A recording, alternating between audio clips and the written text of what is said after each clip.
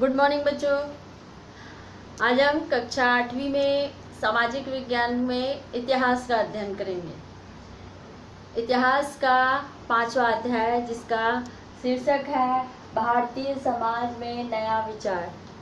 भारतीय समाज में नया विचार उसके बारे में पढ़ेंगे। इसके पहले आप लोगों ने भारत में प्रथम स्वतंत्रता संग्राम अध्याय 4 पढ़े थे, तो उसका प्रश्न उत्तर आपको मिल गया होगा, लेकिन कुछ बच्चे लोगों ने मैसेज किया है कि हम लोग लिख नहीं पाए हैं, तो उसको फिर से मैं भेजूंगी तो आप लोग लिख लेंगे। ठीक है। अब हम लोग अध्याय 5 में जो भारतीय समाज में नए विचार कैसे उत्पन्न हुए उसके बारे में अध्ययन करेंगे, क्योंकि इसमें उस समय का जो भारत था, जब भारत में अंग्रेज़ों का शासन था, उस समय जब और उसके पहले इसमें अंग्रेज़ों का शासन सन 1600 से यहाँ 1947 तक था यहाँ पर, और उसके आधार पर उस समय जो स्थिति थी भारत की, तो उसी के बारे में अध्ययन करेंगे कि कई समाज सुधारक लोग आए और समाज में बहुत सारे परिवर्तन आए, जिसमें स्त्रियों की स्थिति को सुधारने का प्रयास किया गया था, स्त्री की शिक्षाओं में ज़्यादा जोर दिया गया था। इसी के बारे में अध्ययन करेंगे हम लोग। तो इसमें स्कूल में जो बच्चे हैं उन लोगों के बारे में, मतलब उन लोगों का विचार विमर्श किस प्रकार से था उसके बारे में अध्ययन करेंगे। तो इसमें देखोगे पहला जो अध्याय है, इसमें एक बच्ची है जो कि 8वीं क्लास में पढ़ती है। वो बच्ची सुबह सुबह उठकर स्कूल जाने के लिए जल्दी जल्दी तैयार होती है, और वो कहती है कि फिर उसने कुछ भी फूल पत्ती और चुन डाले, और मतलब उस दिन कुछ विशेष प्रोग्राम था स्कूल में जिसके लिए उन लोगों को फूल मंगाए थे। तो वो बच्ची सुबह तैयार होती है और फिर वो फूल तोड़ती है, और फूल तोड़ने के बाद, क्योंकि उसके स्कूल में गुरु घासीदास जयंती का उत्सव मनाया जाना था, उसने फूलों की माला बनाते हुए अपने पिताजी से पूछती है कि पिताजी, गुरु घासीदास जी कौन थे?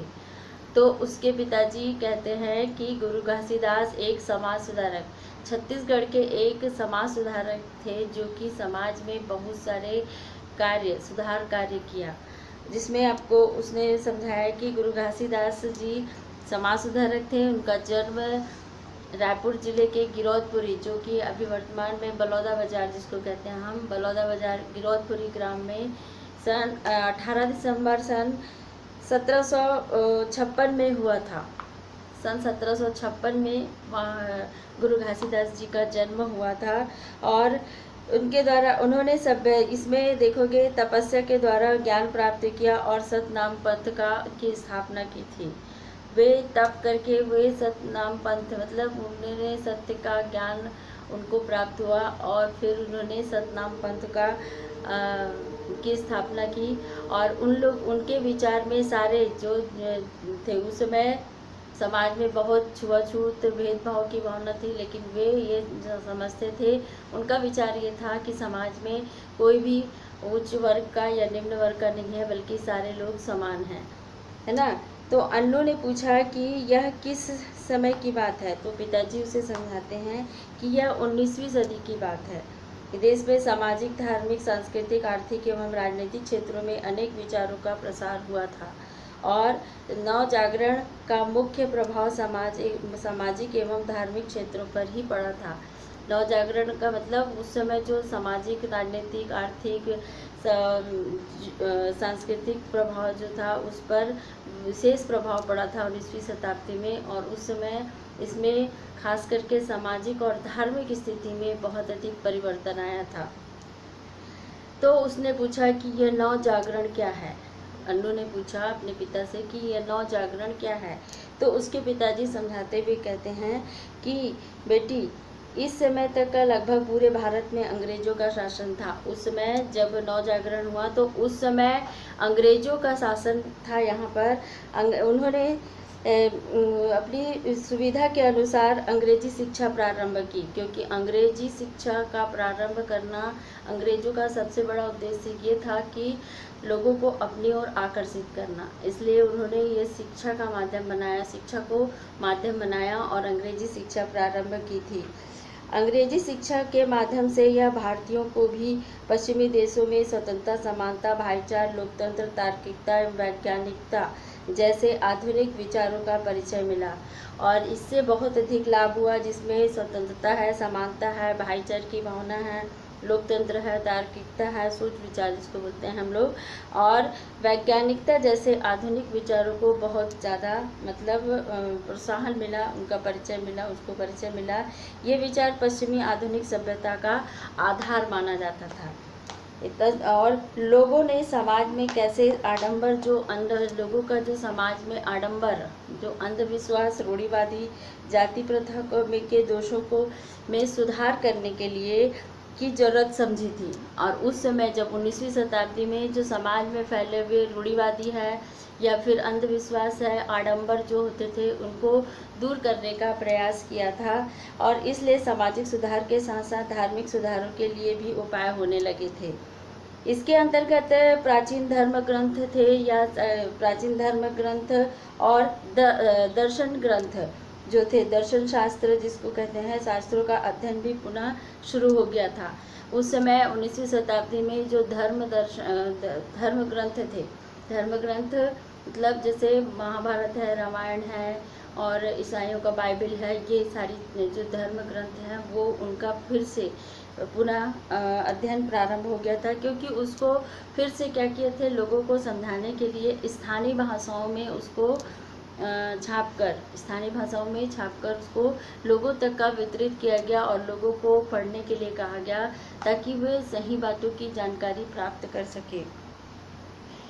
दर्शन शास्त्र के अध्ययन पुनः शुरू हुआ। इन ग्रंथों के प्रमाणों के आधार पर सामाजिक एवं धार्मिक दोषों में सुधार हेतु नए नए विचार आए गए थे और फिर इन विचारों के प्रभावशाली लेखों एवं प्रवचनों के द्वारा ही जनता तक का पहुंचाने का प्रयास किया गया था ताकि उनमें नव जागरण आ सके।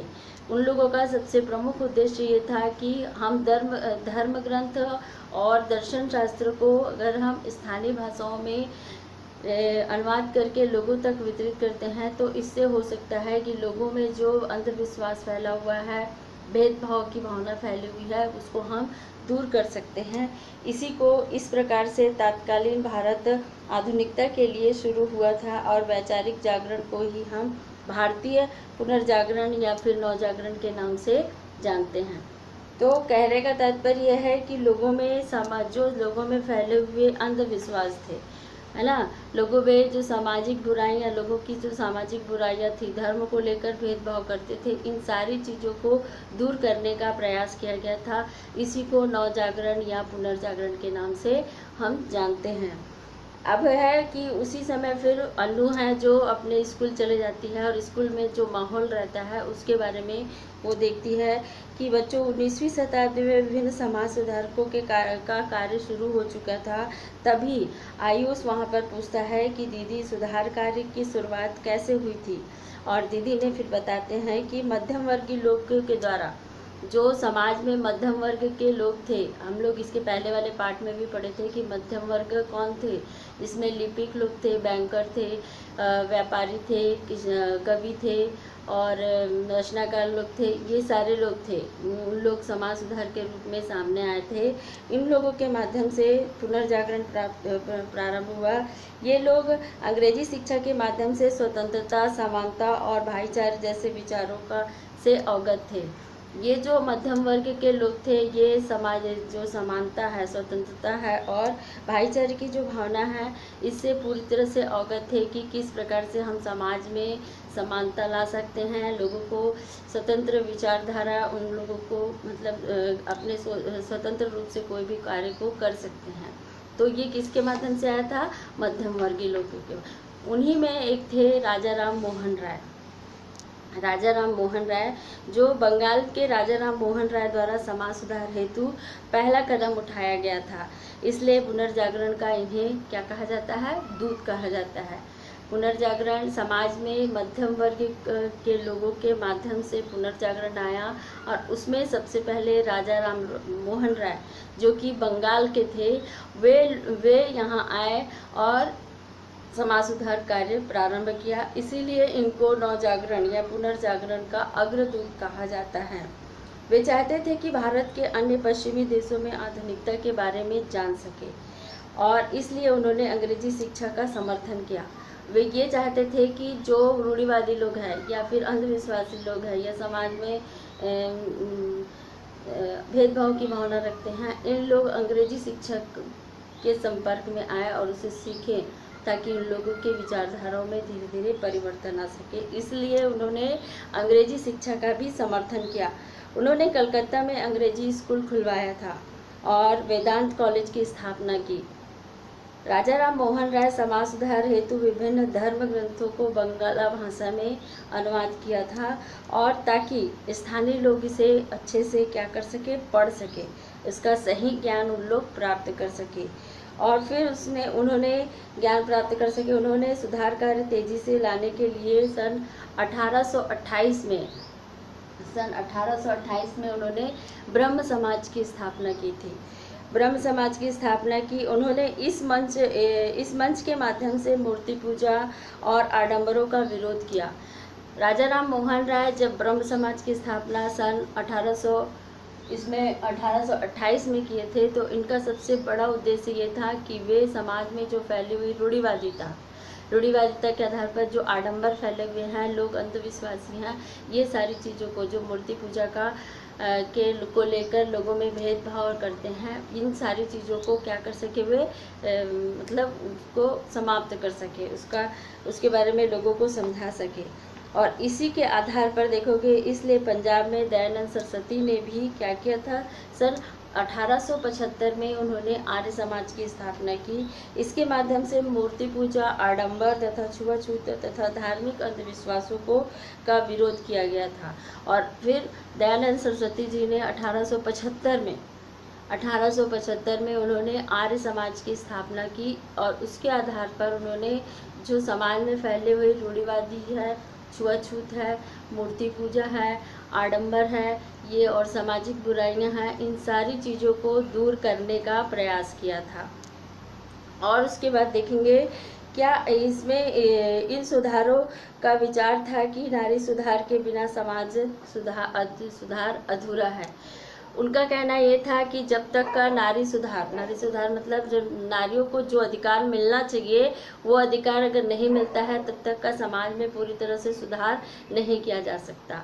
और 19वीं सदी के समय में नारियों को नारी शिक्षा और नारियों का जो अधिकार होना चाहिए वो अधिकार नारियों को नहीं मिलता था, स्त्रियों को नहीं मिलता था। इसलिए उन्होंने सबसे पहले नारी शिक्षा पर सबसे ज़्यादा जोर दिया। और फिर उसके बाद देखेंगे इसमें क्या उस समय नारियों की स्थिति बहुत ख़राब थी। तो अन्नू द्वारा आश्चर्य से पूछे गए सवाल का जवाब देते हुए दीदी ने कहा कि हाँ बच्चों 19वीं सदी की शुरुआत में नारियों की स्थिति बहुत ज़्यादा खराब थी और बाल विवाह प्रथा के अनुसार बच्चों में ही लड़कियों का विवाह हो जाता था। मतलब उस समय स्त्रियों की स्थिति बहुत ज़्यादा खराब थी, जिसके कारण से उस समय स्त्रियों को जब वो छोटी होती थी बच्चे तभी उनका विवाह कर दिया जाता था। और उस समय समाज में एक कुरीतियाँ फैली हुई थी जिसको हम सती प्रथा के नाम से जानते हैं। सती प्रथा वो था कि कम उम्र में ही लड़कियों की विवाह अधिक उम्र के लड़के के साथ कर दिया जाता था और उसके बाद इसमें जो अधिक उम्र के लड़की के साथ कर दिया जाता था और इस बीच में अगर उसके पति की मृत्यु हो जाती तो उसको उसकी चिता के साथ जला दिया जाता था। ये इन लोगों की सामाजिक स्थिति थी, समाज में नारियों की स्थिति थी।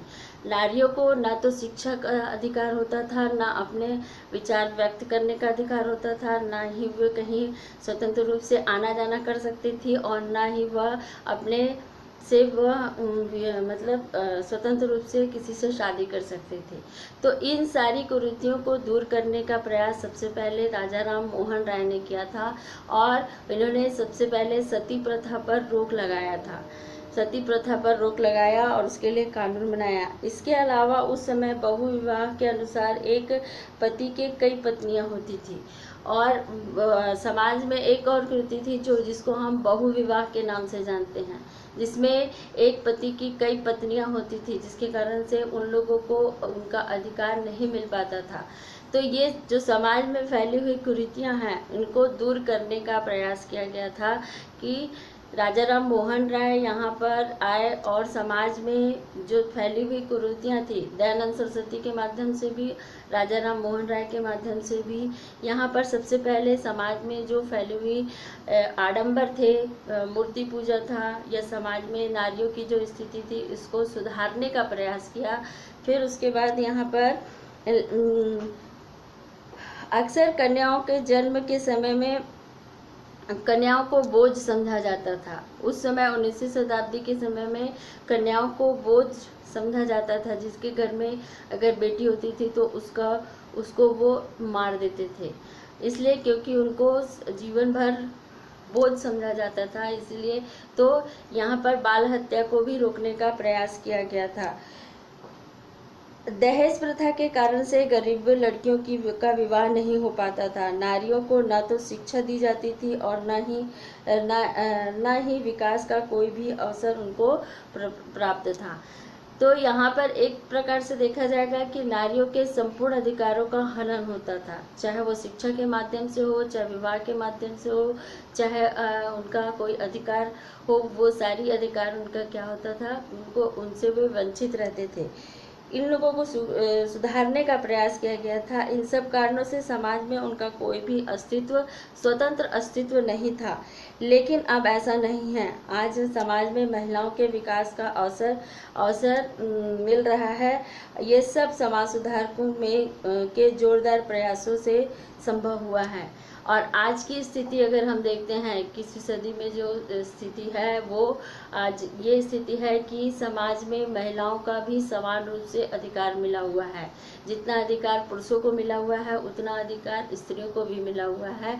ये सब संभव हो सका है जब 19वीं सदी में मध्यम वर्ग लोग यहाँ पर आए और समाज में जितनी भी फैली हुई कुरीतियाँ थी उनको दूर किया और नारियों को उनका अधिकार दिलाया। उनको शिक्षित करने के लिए अनेक स्कूल और कॉलेज खुलवाए और उन्हें शिक्षा दिया ताकि वे समाज में अपना अधिकार बना सकें।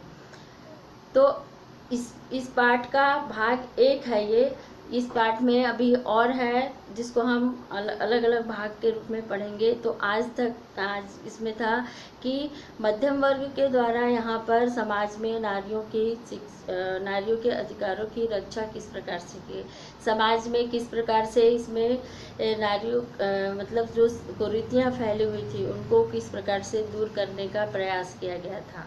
तो बच्चों, इस पाठ को आप अच्छे से अध्ययन करेंगे और इसका जो छोटा छोटा प्रश्न है उसको निकाल कर अपनी कॉपी में आप लिखोगे, ताकि आपको पाठ जब पढ़ोगे तब आपको हर एक चीज़ अच्छे से समझ में आएगा। जहाँ पर आपको ऐसा लगता है कि वहाँ पर ये मेन चीज़ है तो इसको अंडरलाइन कर देंगे और उसका प्रश्न बनाकर अपनी कॉपी में लिखेंगे, ताकि अगर आपका जब परीक्षा हो तो आप छोटे से छोटे प्रश्न को भी हल कर सकें।